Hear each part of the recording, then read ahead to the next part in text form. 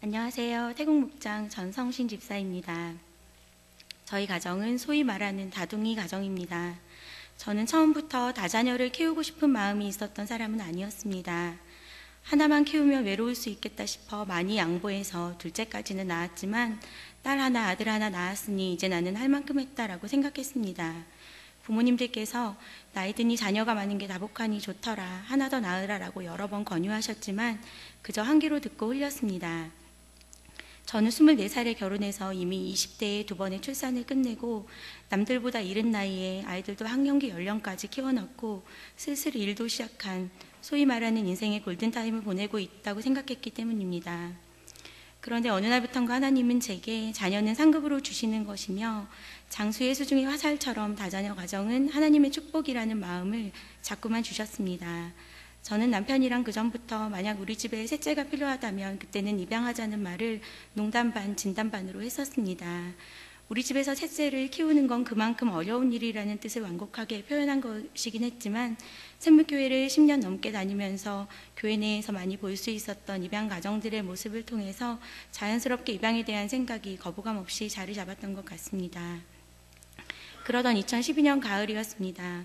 어김없이 매년 있었던 입양주일 행사 중에 2 아이를 입양하신 집사님의 간증을 듣는데 그날따라 이상하게 눈물이 멈추지가 않았습니다. 입양 가정의 간증을 처음 들어보는 것도 아니고 간증하시는 그 가정의 스토리 또한 이미 잘 알고 있는데도 이상하게 그 예배 끝나고 하루 이틀 일주일이 지나도 계속 제 마음에 입양이라는 단어가 마치 끝내지 못한 숙제처럼 떠나지 않았습니다. 마침 읽게 된 마가복음 14장의 향유 옥합을 깨트린 여인 이야기는 하나님께서 제게 하신 콜링이었습니다. 제가 일찍 결혼해서 전업주부로 아이 키우는 것에 전념했던 시간 동안 가장 행복하고 보람된 일이 내가 2 아이의 엄마가 된 것이라는 생각은 한 번도 부인해 본 적이 없지만 한편으로는 가보지 못한 길에 대한 결핍이나 호기심 때문에 자칫 낮은 자존감으로 스스로를 몰고 갈 뻔한 위기에 처하곤 했었는데 그런 저에게 하나님은 엄마로서 내가 10여 년 동안 해왔던 그것을 소중한 향유 옥합처럼 내 발 아래 깨트리라고 말씀하셨습니다. 저는 그 음성이 모든 것을 포기하라는 매정한 부르심으로 들리기보다는 그동안 전업 엄마로 보냈던 시간들이 소중하고 값비싼 시간들이었다고 하나님께로부터 정식으로 인정받는 감사한 음성으로 들렸습니다. 혼자 며칠을 끙끙 앓다가 남편과 이런 마음을 나누었고 남편도 한참의 고민의 시간 끝에 가족 회의를 거쳐 입양기관을 찾아 상담하기로 결정하였습니다. 제 인생의 황금 같은 시기에 저는 그렇게 다시 육아를 결심하게 되었습니다. 입양기관에 입양 신청을 해놓고 하염없이 기다리고 있던 어느 날 기관에서 추천해 주실 아기가 있다는 연락을 받고 온 가족이 떨리는 마음으로 한달음의 기관을 방문했습니다. 영하 15도의 매서운 추위에 두꺼운 솜 이불에 쌓여진 채로 복지사님 품에 안겨서 온 생후 1달 반 된 아기에게 저희 4사람은 동시에 마음이 빼앗겼습니다. 원래는 아기를 면접한 다음 추천해 주신 아기로 할 것인지 가족끼리 잠시 의논하는 시간을 주시는데 저희 4사람 모두 아기를 보자마자 어떤 이야기도 하지 못한 채 잠시간 숨막힐 듯한 적막이 흘렀습니다. 그리고 제일 먼저 남편 입에서 기도가 나왔고 다 같이 머리 숙여 감사 기도를 했습니다. 그 당시에는 세상에 어떻게 이렇게나 예쁜 아기를 우리 가정에 주셨을까 하는 숨막힐 듯한 감동이 있었는데 나중에 하는 이야기지만 그날 찍었던 사진을 지금 와서 다시 보니 그 정도로 숨막힐 듯한 미모의 아기는 아니었었네 하는 이야기를 가족들이 합니다. 아마도 단단히 콩깍지가 씌었었나 봅니다. 그 모든 감정은 전적으로 그 순간에 하나님께서 저희 가족에 주셨던 특별한 마음이었던 것 같습니다. 저희 막내는 다니엘서 12장 3절에서 따서 별이라는 이름을 지어주었습니다. 생후 2개월이 채 안 되었을 때 우리 집에 온 막내딸 별이가 어느덧 29개월이 되었고 양가 온 가족과 사람들의 사랑과 기도로 하루하루 무럭무럭 자라고 있습니다. 만약 별이가 없다면 나는, 우리 집은 어떤 모습일까 이제는 감히 상상이 되지 않습니다. 한 가지 숙제가 있다면 아직은 어린 별이에게 입양에 대해 잘 설명하기도 전에 이렇게 공적인 자리에서 간증도 하고 이미 공개 입양으로 적지 않은 사람들이 당사자 별이보다도 먼저 입양 사실을 알고 있다는 것입니다. 멀지 않은 때에 한 번은 거쳐야 할 시간들을 통해 하나님께서 별이에게 주신 삶의 의미와 특별한 부르심을 별이가 잘 받아들이기를 기도합니다.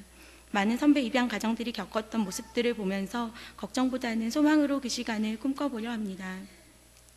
배로 낳고 가슴으로 낳은 3번의 출산을 겪으며 다르게 느낀 점이 있다면 두 아이를 낳았을 때는 모두들 축하한다라고 해주셨지만 막내 때는 축하한다는 말보다는 장하다, 좋은 일한다, 대단하다 이런 말들을 많이 듣습니다. 물론 입양을 결심한 것 자체는 선한 동기로 시작한 일일 수 있지만 별이를 양육하는 시간들이 선행으로 지속되는 시간이라면 별이는 동정받을 만한 존재, 애처롭고 안타까운 존재로 계속 남을 수밖에 없습니다. 저희 가정 구성원은 일상을 평범하게 공유하며 살아갈 뿐이지 날마다 입양이라는 단어를 상기하며 살지는 않습니다. 입양하기 전에는 낳은 아이나 입양한 아이나 키워보니 다르지 않다는 선배 입양 가정들의 말이 가슴으로 잘 이해되지는 않았었는데 경험해보니 입양이라는 조금 다른 출산 방법으로 별이를 낳았을 뿐이지 키우는 과정은 결코 덜하지도 더하지도 않습니다. 때로는 입양했다는 사실조차 잊어버릴 때도 있다가 주위에서 저희 가정에 해주시는 그런 말씀들을 들을 때에야 아, 내가 별이를 입양했구나 하는 것이 상기되곤 합니다. 그런 의미에서 입양은 선행이라기보다는 가족이 되는 또 하나의 방법입니다. 물론 가끔씩은 우리 별이가 이렇게 가정에서 자라지 못하고 시설에 계속 있었다면 어땠을까 하는 끔찍한 상상이 들 때도 있습니다. 아직도 한 번도 가정의 테두리를 경험해 보지 못하고 성인이 될 때까지 시설에서 자라는 수많은 어린 생명들을 생각하면 가슴이 한없이 먹먹합니다. 예전에는 그런 아이들이 그저 불쌍한 어떤 아이들이었다면 별이를 입양한 후에는 그 아이들이 제게는 영화원에 두고 온 수많은 별이들이며 베이비박스에 놓아지는 수많은 별이들입니다. 우리나라 사람들은 낳은 부모를 친부모라고 하고 키운 부모를 양부모라고 흔히들 부릅니다. 그러나 저는 별이의 친엄마입니다. 물론 별이를 낳아준 생모가 있었기는 하지만 지금은 법이 정해준 테두리 안에서도 저는 친권을 가진 친엄마이며 그보다 하나님께서 저를 별이의 친엄마로 진짜 엄마로 부르셨습니다. 솔로몬 왕에게 한 아기를 들고 와 서로 분쟁하던 여인들에게 솔로몬이 내린 지혜로운 판결을 다 아실 것입니다. 솔로몬이 내린 판결은 아기의 생물학적인 생모를 찾은 방법이었다기보다는 아기의 진짜 엄마를 찾은 방법이었다는 생각이 듭니다. 너무나 부족한 저를 별이의 진짜 엄마 되게 하신 하나님께 감사드리며 이 간증을 올려드립니다. 감사합니다.